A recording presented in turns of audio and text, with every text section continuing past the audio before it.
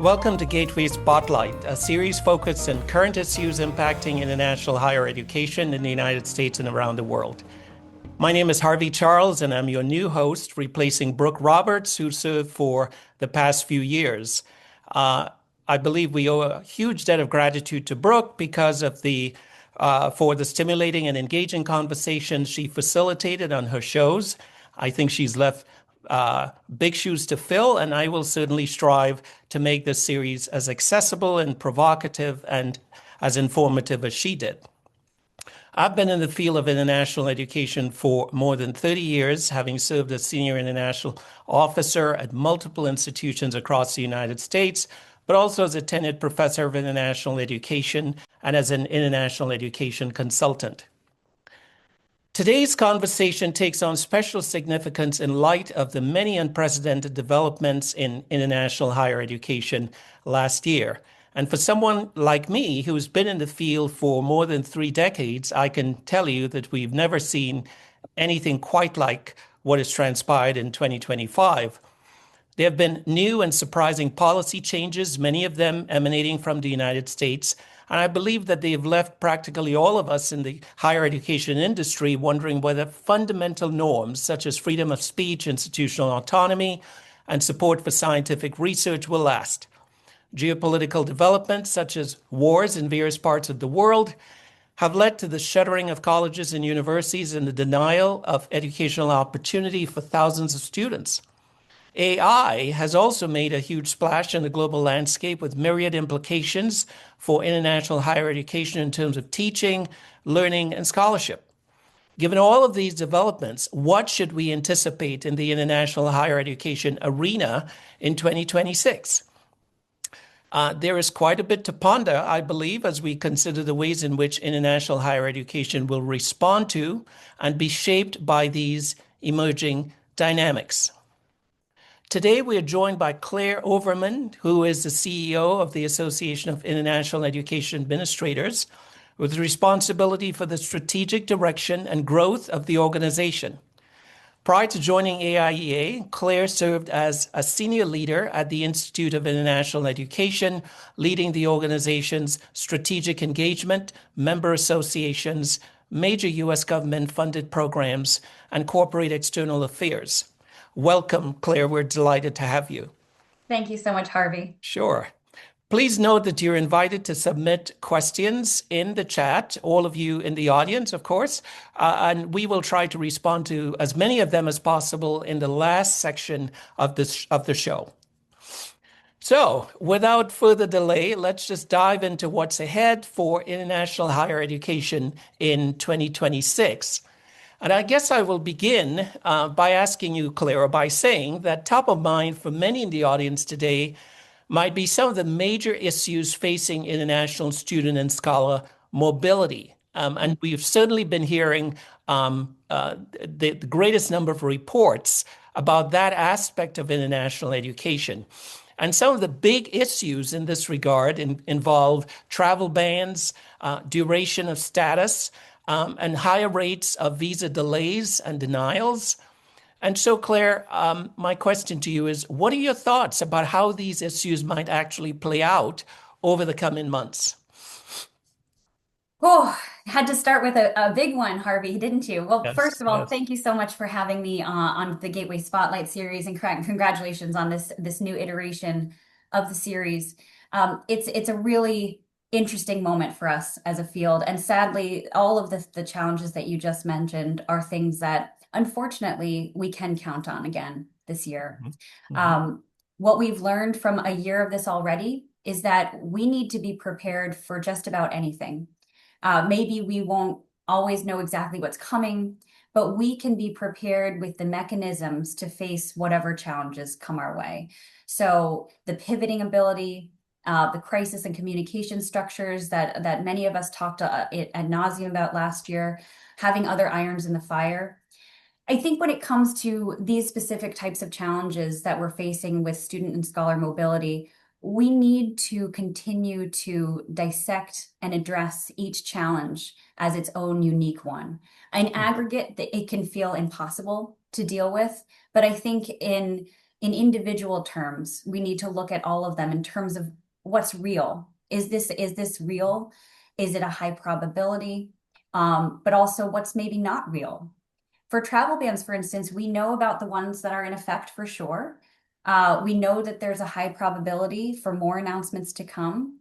But for instance, in terms of what's not real, we already experienced earlier this year this, hour or two of panic when we thought that this 75 country ban included non-immigrant visas, which was luckily clarified. So getting to the bottom of what's actually happening has been a huge tactic for all of us over the last year and will continue to be one for this coming year.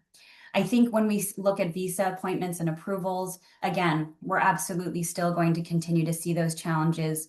And I imagine US institutions in particular will still need to employ some of the flexible and lenient and creative solutions related to admission structures that they were already coming up with last year. It will be interesting to see what happens with the World Cup. I have no crystal ball to understand exactly how that's going to work, but it'll be interesting to see in such a big year how that functions. Duration of status, it does seem to be coming down the pike. And although this is unfortunate news, we do know that we can be preparing for it. We don't know when it would go into effect, but it's certainly something that campuses across the US are certainly already thinking about and preparing for. We also have to be wise to the things that are going to be coming up next in the pipeline. OPT, for instance, is certainly one that we'll be looking out for. What I know for sure, though, with all of this, is that we have some of the best advocacy groups on our side in this field. And I know that all of them are standing ready, being proactive, taking action, helping to gather us as a coalition to speak up against these policies that we know are detrimental. And we stand ready, even at some associations like my own that have not, historically been as loud in these spaces. We are ready to step up and share our voice too. Yeah, thank you very much. Just moving right along, we have seen international education used by the administration as a stick to induce compliance among colleges and universities. Many of the levers, actually, that the federal government has pulled over the past year to get higher education to submit to its agenda, these levers, many of them are tied to the internationalization infrastructure at many institutions. And there is actually a lengthy list of this. I think a couple months ago, I just off the top of my head came up with 11 or 12, but we've witnessed, for example, proposals for caps on international student enrollment, denial of visas to scholars for their academic research, directives about institutional relationships abroad that should be ended, and disciplines that are off limits for research collaboration with scholars from particular countries, attempts to freeze and or cut funding for scientific research, deportation, imprisonment of international students and scholars for the ideas that are deemed unacceptable or for past minor legal infractions. And the list goes on, of course. But what does this mean for the ability of universities and colleges in the next few months to pursue the best and the brightest in terms of students and scholars, and for preserving the integrity of research agendas? Well, you listed everything, and and unfortunately, that's still just a fraction of the challenges that we're facing at the moment. And in aggregate, yes, all of these things paint one of the most challenging pictures of the state of higher education in recent times in the United States. No doubt, no doubt about that. And specifically in the U.S., we're seeing just this unprecedented state of attacks on higher education. I read a PEN America report actually called Expanding the Web of Control, which cites that more than half of US college and university students now study in a state with at least one law or policy restricting what can be taught or how campuses can operate. I mean, what I think about this is that we are shooting ourselves in the foot with all of this. Whatever anybody thinks about the idea of American exceptionalism, our higher education system has been one of our biggest selling points since it came to be. And I think you'd agree with me. I think many on this webinar would, that our excellence is achieved through institutional autonomy, through the peer-led process of quality assurance, by welcoming international students and scholars that contribute to cutting-edge research. And we are the top breeding ground for innovation. So when we close our doors, when we slash research funding, when we engage in xenophobia, and this kind of rhetorical and legislative disdain for higher education, we are quickly, and we're already seeing it, losing our Mhm. standing in the world.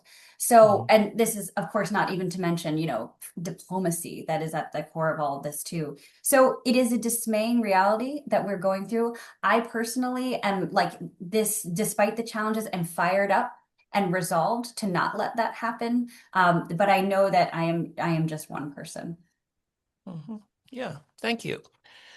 Um, Miriam Feldblum, she's the CEO of the President's Alliance on Higher Education Immigration, recently gave a talk where she said that it's time to pull the fire alarm. And doing this, of course, in defense of international education. And I think she was speaking to international educators. But of course, SIOs are embedded within institutional structures that rarely afford them the kind of power to shape the message that their home institution may articulate to the public. And so I'm curious. I mean, has the time come, in your estimation, for international educators to speak up more loudly and more compellingly about how some of the new policies are harming the international education sector? Might we see more SIOs choosing to become more vocal in the coming months? And if this were to happen, how can we be most effective as advocates for internationalization? It's such a great question. And I was actually there live with when Miriam Feldblum was giving those remarks at the Pi Live in Chicago. And I know the whole audience was really fired up about what she said, because it is time to ring the fire alarm. The caveat to that, which she also mentioned in that same speech, is that we raise the alarm, but of course not to panic, not to kind of run like chickens with our head cut off, but still Mhm. with measured, coordinated strategies for dealing and addressing a lot of these challenges head on. I think one of the things that I've noticed in the last year is that, whereas the field had been kind of, there's been a long history of really strong advocacy and coordination in our field. But if anything, we were even more coordinated, even more focused, and maybe even more creative and articulated when it came to our arguments in the last year. And I think that's only going to become clearer and more strong in this coming year. We're seeing alliances and partnerships and coalitions come up, like the US for Success Coalition, for instance, that are, addressing these concerns head on and providing this unified voice that I think we've needed for a long time. There's always the risk that we're not doing enough, but what I'm actually seeing is a doubling down on doing more. And that has been actually one of the more heartening aspects of all of the challenges of the past year, despite the fact that nobody would want to be in this position that we're all in. Um, I think some of this also will come down to, yes, the national advocacy and all of the coalition building and voicing all of our concerns, but also what institutions can be doing, and what they have been doing is taking it down to this kind of individual level. We're the ones who have the partnerships with our counterparts abroad. We're the ones who can have those individual conversations, those one-on-ones, and say, this is not what we stand for, in our department, at our office level, at our institution. And they're the Mhm. ones who are going to keep these kind of one-on-one individual relationships alive, even at a time when we are very politically challenged. Mhm. As a quick follow-up, it just occurred to me that we saw the U.S. Chamber of Commerce file a lawsuit about the new H-1B law that requires a $100,000 fee, ostensibly to substantially reduce the number of H-1Bs coming to the United States. But, I'm just curious. I mean, are significant players, are people who have major muscle, so to speak, who are in a position to really move the needle on some of these issues, are they listening to us? Are they hearing us? And might there be strategies that maybe we haven't pursued in the past that we should continue to pursue in order to kind of make our voices heard, so to speak? Absolutely. And if there's kind of one silver lining to all of the challenges right now, it is this kind of crossover in shared concern over some of these policies that are coming out that are creating new allies that we may have not had before. The fact that the chambers of commerce are involved in that legal suit is huge. Mhm. They may not have been a natural ally for us in the past, but they are speaking up now. And I think we should be looking in all corners, across industries, across sectors, to see where our aims and goals and concerns align so that we can kind of create these even broader coalitions. Mhm. Thank you. I'd like to pivot now to the matter of the global south. And as you know, for the past few years, there's been a growing chorus for stepping away from the more colonial and extractive forms of relations that we've seen between universities in the global north and universities in the global south to one characterized by greater parity and inclusiveness. The challenges currently being faced within international higher education actually make the need for global collaboration even that more urgent. And Yeah. so I'm curious, what moves have you observed that might bring about closer and more equitable relationships between universities in the global north and the global south? And what steps do you believe can be taken to accelerate these kinds of relationships? And to overwhelm you a little bit, how can universities in the global north be convinced that it's in their self-interest to actually pursue equitable and deep and meaningful relationships with institutions in the global south? It's a big question, Harvey, and I think the what I've noticed, having come from an academic partnerships background, is that already for the last decade at least, there at the very least has been a growing kind of evolution in how we're thinking about partnerships. And maybe, partnerships exist on a very broad spectrum, of those that are quite transactional to those that Susan Buck-Sutton refers to as transformative.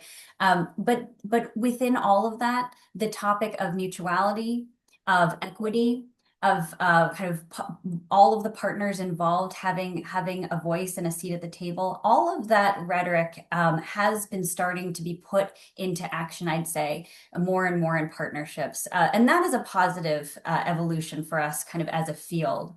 Mhm. I do think, though, all of this is going to continue to take more of a change in mindset and culture Mhm. and how we think about these relationships. As you mentioned, to a large extent, the paradigm that has been ingrained in within especially US higher education and the so-called global north is just this idea that well-resourced countries towards less well-resourced countries, that relationship is one of perhaps exotification, extraction, in maybe slightly better terms, capacity building, one directional mobility though. And certainly even, we have contributed to brain drain. Um, Mhm. so we need to be working within the realities of resource constraints when it comes to these partnerships, but we have an opportunity to change our mindset around what a partnership is, and what it needs to be in this more globally inclusive conversation. Hmm. I was just in conversation with our colleague Phil Agbeko from Hilltop Global. His company focuses exclusively on the African continent, and his big question that he likes to leave everybody with is just kind of why not Africa? And I think that's an important question to continue to probe at, and whatever the country or geographic region may be, that we need to be asking ourselves like why not X? Why not Y? Hmm. And to have that though, we need to have even bolder, even more creative and innovative leadership who's willing to look beyond kind of the usual suspects and really try to make those partnerships work. Hmm. Thank you. Thank you so much for that. Um, Artificial intelligence may very well have been the most dominant discourse of 2025. And actually, its rise and its proliferation have been quite overwhelming. Might there be ways in which the rise of AI might actually eclipse some aspects of the practice of international education and maybe even diminish its legitimacy in the coming months? And are there aspects of international education that you think might be in competition with AI? And is this a problem? Is this something we should be worried about or concerned about? Oh, wow. Well, you're talking to somebody who only recently started dabbling in Chat GPT, but also someone who is preparing for a conference next month that is absolutely going to be touching on this subject in a deep Mhm. way. It is top of mind for everybody. It is inescapable, even in our daily lives. I'd say there are only a couple of things that I feel quite sure about when it comes to AI, and it's really not much. But I do know that, core ideas of teaching, learning, scholarship, academia, these will always be needed. And I Mhm. think if we're smart, that AI can be a partner with us on those endeavors and maybe even allow us to understand more deeply what makes humans so special and so still needed in those Mhm. endeavors. The other thing I feel sure about is that this is just the latest in a long line of technological adaptations that, like I said, I may be just waking up to it now, but it has already been in the making for some time. It is affecting our lives and integrated into our lives in ways that we know and maybe don't even yet know. Mhm. Um, the rest of the big questions about AI and as it intersects with higher education and international education, I actually feel very unsure about. And I need, as I think a lot of people would agree, just a lot more information about um, about what's happening in order to think about where we might be going with it. Like I said, at the conference coming up next month, we're going to have more than a half a dozen sessions on this, where I think we're really going to get to probe the questions, the concerns, the hopes, the opportunities for AI that I think we all should be thinking about. Mhm. Thank you. I want to ask you a question about scholarly boycotts. And this is a phenomenon that actually predates 2025, but in some ways, I think, given some of the new policies that have been introduced in 2025, we might actually see an acceleration of scholarly boycotts. Mhm. And this, in my mind, is a really critical issue because global scholarly collaboration is the very lifeblood of innovation and discovery and research, which really are the things that universities and colleges do. It thrives in the exchange of ideas and findings from the best and the brightest around the world. And so, should there be concern in the next few months that the new bipartisan consensus in the West about freezing out scholars from certain nations from scientific scholarly exchanges might actually jeopardize our own advances in scholarship Might this be something that might actually backfire and slow the advancement of scientific discovery and innovation in the West? And is this something we should be concerned about in the months to come? 1000% we need to be concerned about this because what is at risk is more than we could ever imagine. And this is yet another example of us, especially in the United States, of shooting ourselves in the foot.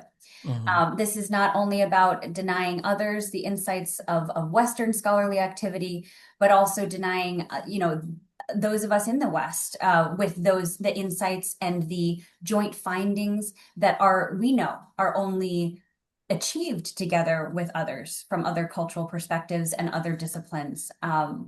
So we know too that in the US, we're already falling behind in scientific research outputs.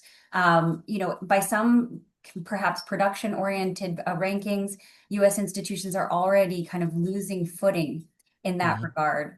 So what concerns me most too about all this is that, as with other aspects of higher education challenges, the Ivies, kind of huge global R1 institutions, may not be as affected by policies like this, although we know that nobody escapes the detriment of something like this. But again, the kind of the smaller institutions, the regional institutions, the ones that are working on getting their research outputs up, those are the ones who are going to suffer the most from policies like this. And it's that it would just be such a shame, because the plurality of our higher education system, especially in the US, is what makes us so unique and great. The fact that you can get a top education, and in many cases a top research education, at more than thousands of institutions, is something that we have to hold on to for dear life. I was just recently at part of a conversation where we were talking about some very reasonable potential policies related to engaging with China, some kind of smart openness policies that could help institutions and partners understand what the guardrails are, kind of what are the topics that are off limits, what can we do. And I think kind of really practical solutions like that are what we need more of, rather than this kind of fear and self-censorship that someone's going to get in trouble, and therefore we're going to just cancel our entire research program with a certain country. Yeah, you just used a word there that I think captures the prevailing mood in our world today, and certainly among international educators around the world, and that word is fear. I serve on the International Advisory Committee of one of the 65 academic alliances in Europe.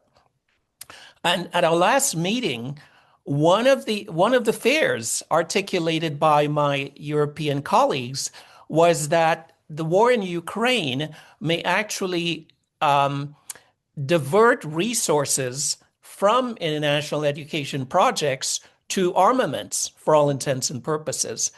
And of course, the war in Ukraine continues. And there's been recent chatter about invading Greenland. Now, I understand that there's been a pullback from that this morning, so that's a good thing. But I think there is a concern that, given the saber rattling, given the talk of war, given the wars that currently exist, there may be less of an incentive to commit resources to supporting international education work. And of course, over the past few months, we have seen proposals that have been advanced to both cut research funds historically awarded to universities and colleges, and, as we've already seen, cuts to Title VI programs. So should we be worried in the next few months about continued funding cuts to programs that support the work that we do? And what can we do in instrumental ways to try to mitigate this as much as possible? Well, I think the financial threat to higher education, especially in the US, is very real and multifaceted. So as you mentioned, It is coming in all forms, whether in direct reductions in research funding, lowering overhead percentages, or even just the threat of overburdensome reporting. Not to mention all of the potential dips in international students, direct fines, penalties to institutions, kind of reduction in potential scholarship opportunities. I think all of those are very real, as is the increase in military spending and kind of use of military force around the world. And as we know, coming from the US as well. I do think that they're somewhat separate issues. Not only are the budgets so widely, vastly different, but I believe that, and maybe this is my own naivete, but I believe that the kind of the financial constraints being put on US higher education in particular right now is one of more political retribution or show of political power rather than a kind of balancing of a federal budget when it comes to putting more money into military spending. Now, I do think that it is going to, again, require a lot of continued advocacy to make sure that the funding levels that we have historically enjoyed in the international education and exchange sector remain as high as we can get them. We, of course, want to make sure that the kind of exchanges budget within the congressional budget is approved. But I don't see as much of a connection between those two things as perhaps some others do. Mhm. Okay, thank you very much. And I'd like to remind those in the audience that we welcome your questions. Please post them in the chat because we'd love to respond to these questions. We've reserved some time at the end, near the end of the program to address these questions, so I encourage you to do that. So I'd like to ask a question about the downturn in international student enrollment in the West. Of course, the opposite is true in Asia and Southeast Asia, but there has definitely been a downturn in the West. And I want to pair this with the realization that many university administrators, including presidents and provosts, when we talk international education, the first thing that comes to mind is international student enrollment. And maybe at some of the institutions, they may think about study abroad, but it's about student mobility, all right? And so my question is, to the extent that we've seen downturns in the student population in the West, should we worry over the next few months about even the very survival of the field of international education, given the fact that people think that this work is really only about international students? Might this be an opportunity for us to focus on other compelling dimensions of the field, such as how international education impacts student success and global preparedness? So maybe this is just my crazy mind running here, but I'm curious. Well, I'm a true believer that international mobility and the sharing and of knowledge and the pursuit of education in other countries is an inevitability that no policy or restriction can actually ever really quell. And the fact that we have administration around that we need an actual profession around it is by nature a requirement then as well. So I don't think international education is going anywhere because people will be moving for all of time as long as there are humans. But I do think that it is prime time to focus more on some of the aspects of international education on a broader scale that you mentioned, like student success, like global preparedness, like global learning. I think we have been expanding our dialogue about what international education is and means and should be for an individual student, for faculty, for an institution. I think for the most part, we are coming out of the international education is only about international students and study abroad paradigm. But we certainly still have a ways to go. And I actually believe we will never not focus on those two kind of pillars of our field.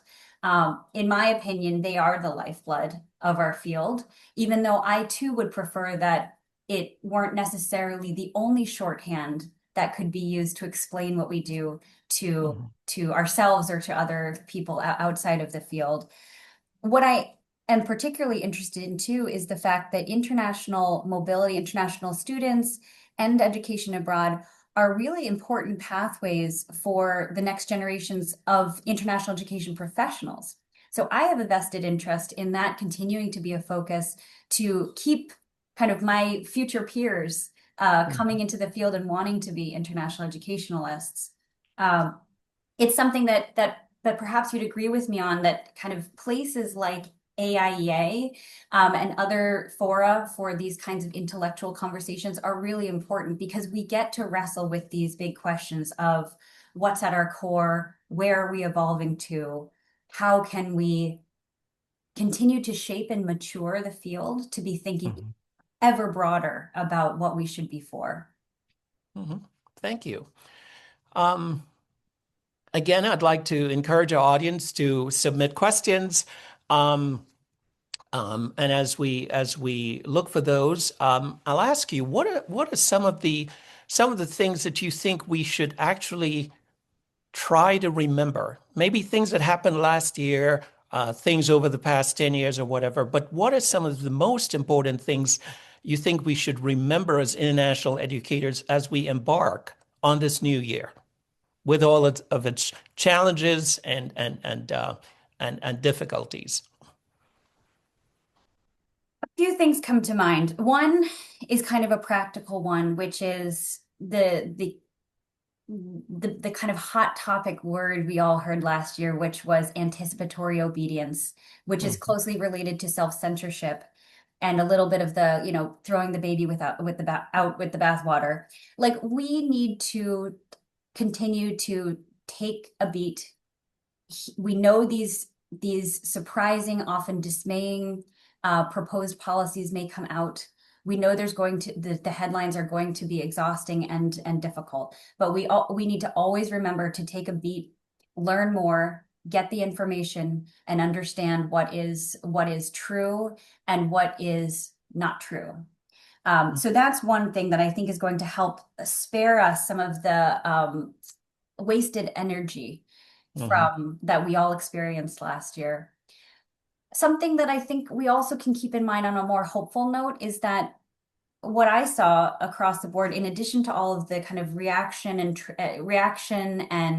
kind of five alarm bells going on, is that people were investing in partnerships. People were traveling to meet their partners. People were going to conferences and convening and gathering. People are still coming up with new creative thoughts and ideas and programs. And so, at a time of challenge, at a time of even scarcity, I would say across institutional budgets, we are still making investments in the future, and that is a good thing. Mhm. What also gets me fired up, and especially going into this next year after having a year like this under our belt, is this resolve that if the powers around us aren't going to engage in the kind of diplomacy we would like to see or we are accustomed to seeing from our country, that we have to fill in those gaps.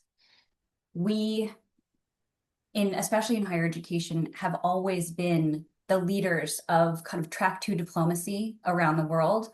And we need to step it up even more now to make sure that the relationships that are so important to us, not only for our work, but just for the higher ideals of who we want to be as global citizens, that we need to be at the helm of making those possible. Mhm. Great. Thank you. Um, we're coming to the end of our show, and I think it's really important that we end on a note of encouragement and hope. But before I ask you this final question, I'd like to add to what you contributed on this question as to some of the most important things to remember. And I think one of the things we really ought to remember is to act with kindness to others. There is a lot of anger. There is a lot of shouting a lot of name calling um, in the media and all around us right now. And of course, as someone who lives in Minneapolis and is dealing on a daily basis with the trauma being inflicted by a federal agency on communities in this state, in this city, um, the fear and the anger and the sadness and the despair is actually quite palpable for me. And I think as international educators, people who have spent their careers advocating cross-cultural understanding, working across all kinds of lines, be they lines of nationality, race, ethnicity, religion, what have you, that it's really important for us to think about the importance of engaging with others, especially those who do not share our particular worldview, with kindness, with compassion, with understanding. Mhm. So just to add to your thoughtful comments. So as we conclude, I'd like to ask what aspects of the work of internationalization gives you hope as the leader of this really important organization serving senior international officers? I think like I touched on before, what gives me so much hope is that we get to come to our home offices or real offices or wherever every day and do work that is contributing to global diplomacy and ultimately to peace building around the world. And we're all doing it in our small bit parts, but the fact that we are part of the solution here Mhm. is actually quite empowering. I think this moment can feel very defeating. It can feel exhausting, and there's no doubt about it. And I saw in the Q&A there are people who are angry. Mhm. Um, and maybe, I imagine with staff morale, et cetera, and your own kind of morale, it can feel like the time to give up.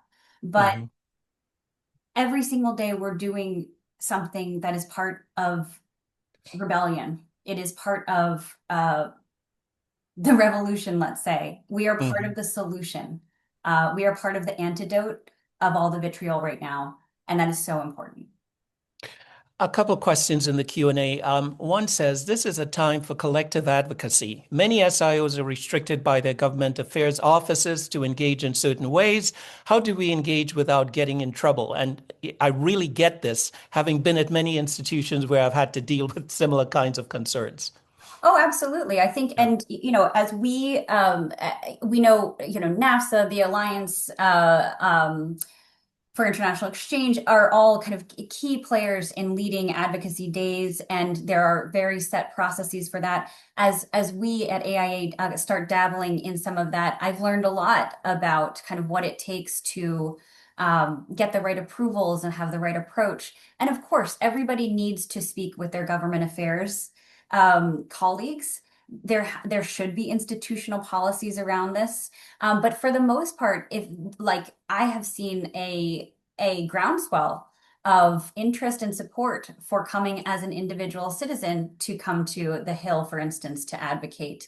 And in the absence of actually being able to come in person, maybe you are concerned about it, or maybe you aren't allowed. There are still, I think, a lot of ways to be involved in sharing your voice that can be a little more anonymous, that can be as yourself as an individual citizen. That includes kind of letter writing and calling your representatives.